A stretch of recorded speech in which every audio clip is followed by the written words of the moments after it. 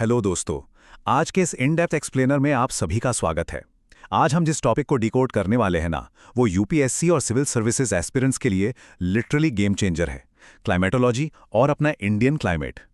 देखिए, ये एक ऐसा कोर एरिया है जिसे समझे बिना ज्योग्राफी अधूरी है। तो बिना टाइम वेस्ट किए चलिए ग्लोबल क्लाइमेट से लेकर इंडिया के माइक्रो क्लाइमेटिक जोन्स तक का सफर शुरू करते हैं।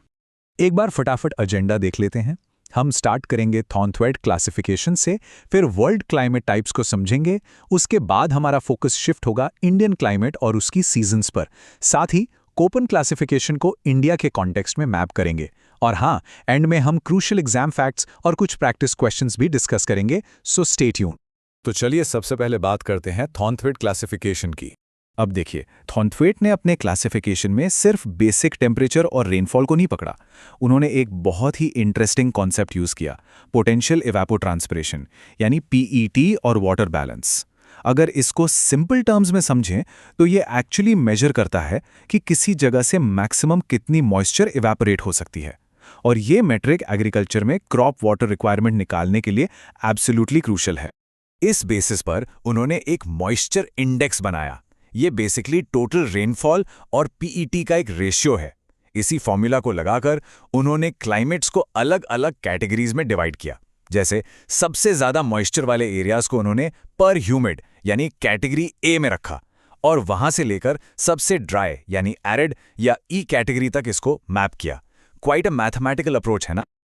ओके, अब थ्योरी से थोड़ा आगे बढ़ते हैं और दुनिया के 9 मेजर क्लाइमेट टाइप्स को एक्सप्लोर करते हैं। स्टार्ट करते हैं लोअर लैटिट्यूड से, यानी ट्रॉपिकल क्लाइमेट्स।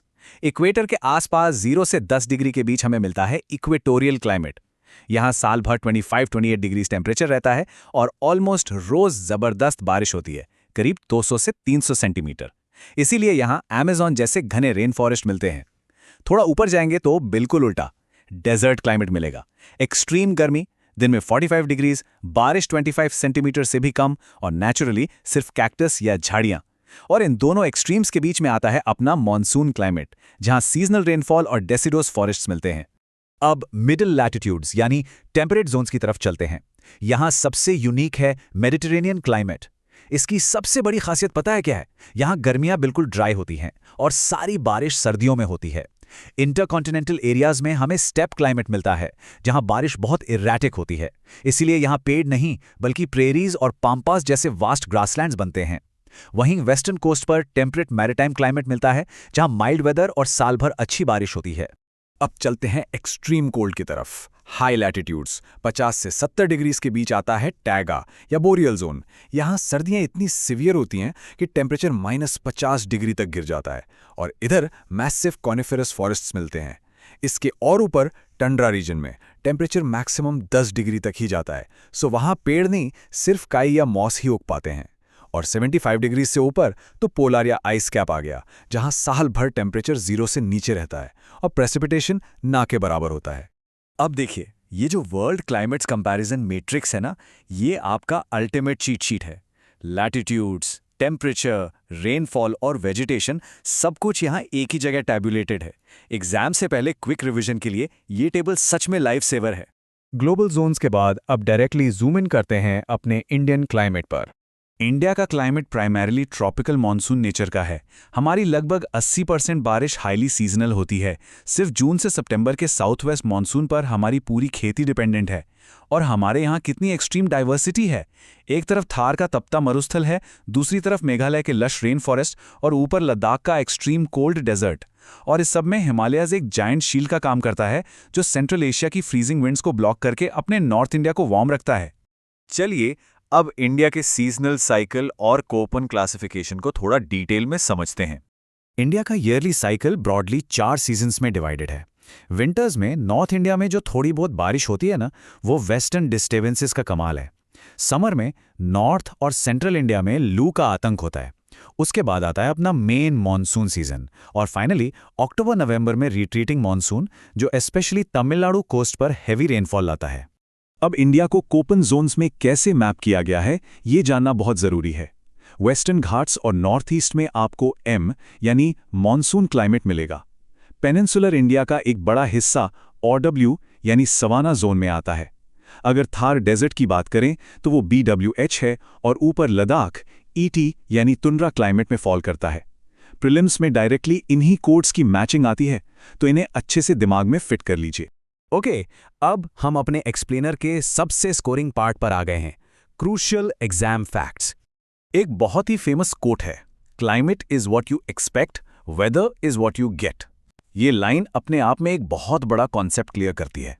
वेदर एक short term day to day condition है, बट क्लाइमेट उस जगह का 30 साल का एक लंबा स्टेबल एवरेज होता है। इन दोनों के बीच कंफ्यूज मत होइएगा।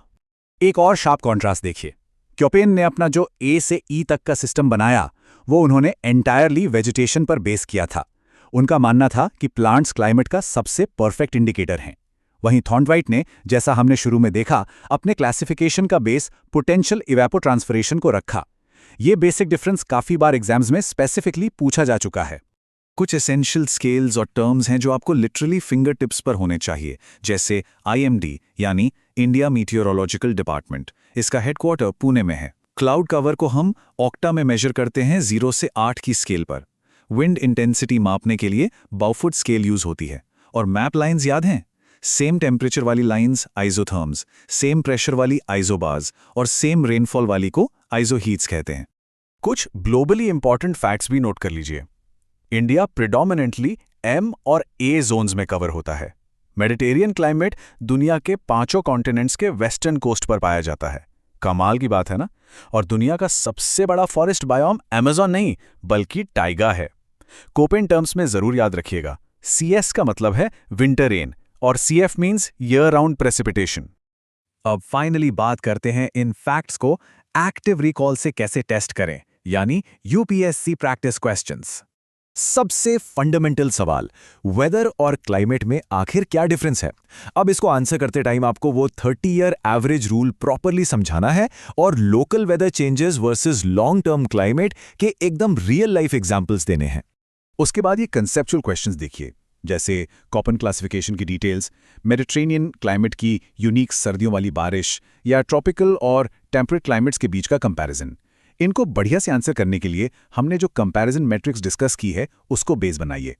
अब थोड़े एनालिटिकल क्वेश्चंस की बात करें तो कोपन के हिसाब से इंडिया के क्लाइमेट जोन्स या टाइगा और टुंड्रा के वेजिटेशन का डिफरेंसेस, ये डायरेक्ट स्कोरिंग एरियाज हैं। इंडिया की चारों सीजन्स का ब्रेकडाउन आपको बिल्कुल परफेक्टली क्लियर होना चाहिए, क्योंकि वहां से एनालिटिकल और डिस्क्रिप्टिव क्वेश्चंस बहुत बनते हैं। इन सभी टॉपिक्स और क्लासिफिकेशंस को अच्छे से मास्टर कर लीजिए, they will give you a massive edge. आज के इस एक्सप्लेनर में हमने ग्लोबल स्केल से लेकर रीजनल डायनामिक्स तक सब डीपली कवर कर लिया है। पर जाने से पहले एक थॉट प्रोवोकिंग क्वेश्चन आप सबके लिए।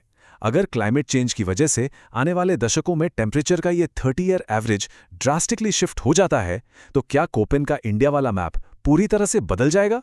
इस पर जरूर सोचिए। अपनी तैयारी को और स्ट्रांग बनाते रहिए। मिलते हैं आपसे नेक्स्ट एक्सप्लेनर में।